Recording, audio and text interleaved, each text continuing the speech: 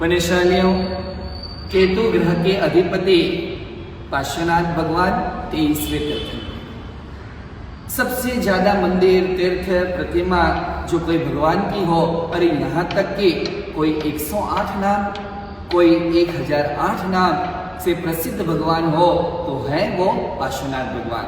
किसी को शंखेश्वर के ऊपर आस्था है, किसी को नागेश्वर के ऊपर श्रद्धा है, किसी के फेवरेट भगवान नाकोड़ा जी हैं तो किसी के जिरावला जी हैं। पुण्यशालियों, नाम तारा अनेक छे पण नाथ तू तो एक छे। प्रभाव तारो विशेष छे एवी जगत में टेक छे। सर्व समय जागता ने लागता सोहामणा। प्यारा प्रभु श्री पार्श्वने भावे करो हूँ वंदना। रोज 10 माला ओम पार्श्वनाथाय ह्रीं नमः की गिने और जीवन में मन चाहे इच्छित मनोकामना की पूर्ति और कार्य सिद्धि करे। मंगल भावना, शुभकामना।